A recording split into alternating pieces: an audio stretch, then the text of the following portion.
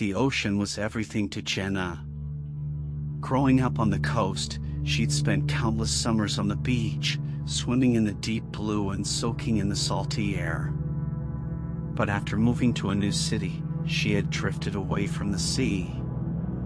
So when she finally returned for a weekend getaway with her boyfriend, Ethan, she couldn't wait to spend time on the shore. It was late afternoon when they arrived at the small beach town. The place had a quiet, almost eerie charm. The locals seemed distant, their smiles not quite reaching their eyes. Jenna brushed off the strange vibe. After all, they were just there to relax. They found a cozy little inn, unpacked, and headed straight to the beach before sunset. The beach stretched for miles, deserted except for a few distant figures. As they walked, Ethan noticed something odd. There were no birds, no footprints, nothing. Just endless sand and the sound of waves crashing. Feels a little empty, don't you think? Ethan remarked, his voice uneasy. Jenna shrugged. It's peaceful. As dusk fell, the couple set up their blanket near the water. The tide was coming in fast, creeping toward them quicker than Jenna remembered. She stood up, stepping closer to the water, when something caught her eye, a dark shape just beneath the surface. Did you see that? She asked, turning to Ethan. He squinted at the water. Probably a rock. But Jenna wasn't convinced. As she stepped closer, the dark shape seemed to grow, spreading across the shallow waves like a shadow. And then, without warning, the tide surged up around her legs, icy cold, pulling at her ankles. Jenna gasped, stumbling back. Ethan rushed over, grabbing her arm. The water receded, but what it left behind made Jenna's blood run cold. Hundreds of small, jagged shells littered the sand, but they weren't ordinary shells. Each one was twisted, dark, and sharp, almost like bones. I think we should go, Jenna whispered. They packed up quickly, but as they walked back, the air felt thick with tension. The sun had nearly set, casting long shadows over the beach. Jenna kept glancing back, half expecting to see something chasing them, but there was nothing. Just the endless, darkening ocean. Back at the inn, Jenna couldn't shake the feeling of unease. That night, she dreamed of the beach. In her dream, the water came in like a wave, dragging bodies with it, pale, bloated, with hollow eyes. They reached out for her, whispering her name in voices that sounded like the wind. When she woke up, her heart was racing. The room was freezing, and the sound of the ocean seemed louder than it should have been, as if the waves were crashing right outside their window. Ethan, she whispered, reaching for him in the dark. But his side of the bed was cold, and he was gone. Jenna sat up, panic rising in her chest.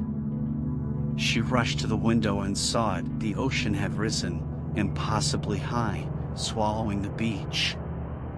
And there, standing in the shallow water, was Ethan, his figure barely visible in the misty darkness.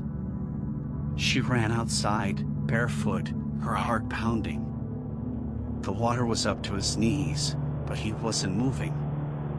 His eyes were blank, staring out at the horizon. Ethan!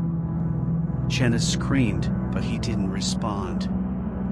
She waded into the water, grabbing his arm, but it felt like pulling against stone. Suddenly, something cold and slick brushed against her leg. She looked down, and her breath caught in her throat. The dark shapes from earlier were swirling around her feet and hands, pulling her under. Jenna screamed as the water dragged her down, but no sound escaped her lips. The last thing she saw before darkness swallowed her was Ethan's face, lifeless, staring down at her as the tide washed over them both.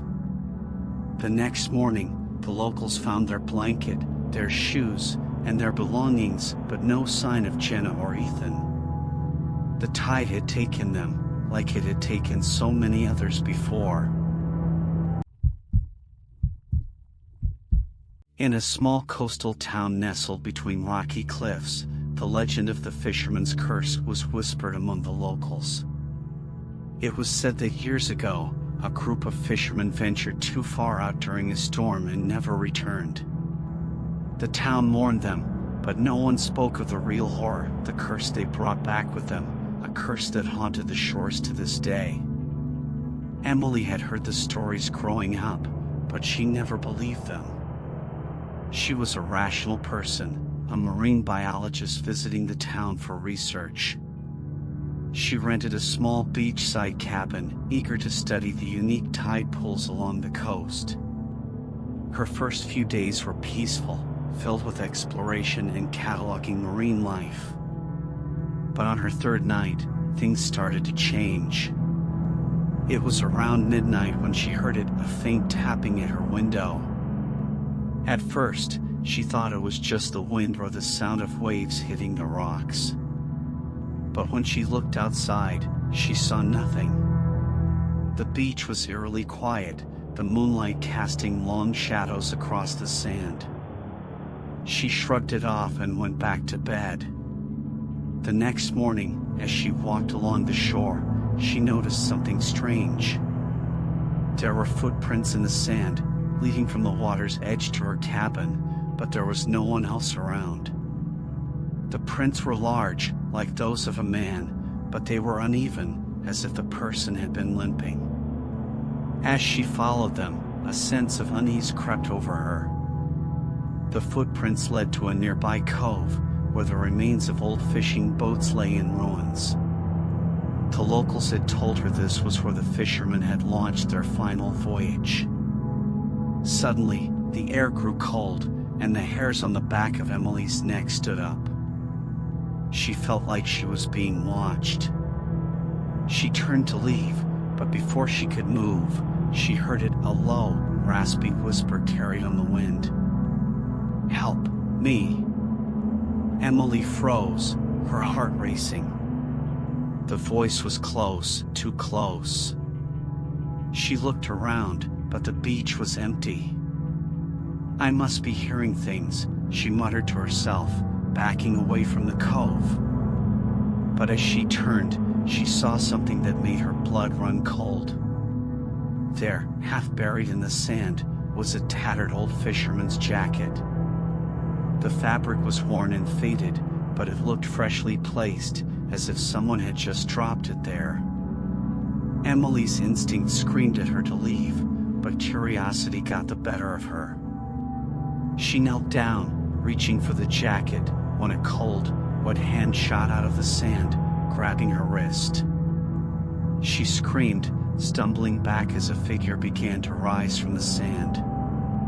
It was a man, or what was left of one. His skin was pale, waterlogged, and rotting. His eyes were hollow, filled with the deep, dark emptiness of the sea. "You must help," the figure rasped, his grip tightening. Emily yanked her arm free, scrambling to her feet and running as fast as she could back to the cabin. But even as she slammed the door shut behind her, she could still hear the voice, whispering through the walls. That night, Emily didn't sleep. She packed her bags and left at dawn, never looking back. But the locals say she wasn't the last to encounter the cursed fisherman. To this day, his ghost roams the beach, searching for someone to help him return to the sea, forever trapped between life and death. Carlos had always loved surfing. The rush of the waves, the freedom of the open ocean, it was his escape from the pressures of daily life. So when he heard about a secluded beach with some of the best waves on the coast, he couldn't resist. The locals warned him about the beach, though. It was dangerous, they said, cursed even. Years ago, a boat had capsized during a storm, and no one had survived. Since then, strange things had been happening.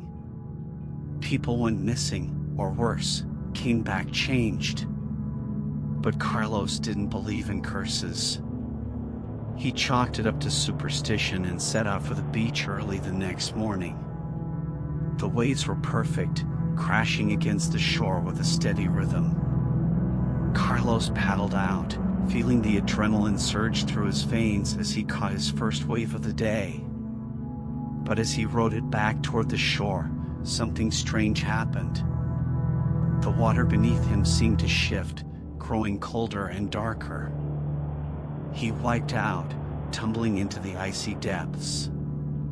When he surfaced, sputtering for air, the beach looked different, distant, blurred. The sky had darkened, and a thick fog had rolled in, swallowing the coastline. Carlos paddled frantically, but no matter how hard he tried, the shore seemed to move further away. And then, out of the corner of his eye, he saw them, figures in the water, pale and drifting. At first, he thought they were other surfers, but as they drew closer, he realized something was terribly wrong. Their eyes were hollow, their skin pale and bloated, like they had been underwater for days. They moved toward him with eerie, unnatural grace, their arms outstretched. Carlos screamed, kicking against the water, but the figures surrounded him, their cold hands grabbing at his board, his legs. They pulled him under, the icy water closing in around him, filling his lungs. As the darkness took him, he saw their faces twisted, haunting, with mouths that opened wide, silently screaming. The locals found his board washed up on shore the next morning. But Carlos was never seen again. Some say the drowned ones took him, just as they had taken so many others before. The beach remains cursed, a place where the dead still roam, waiting for their next victim.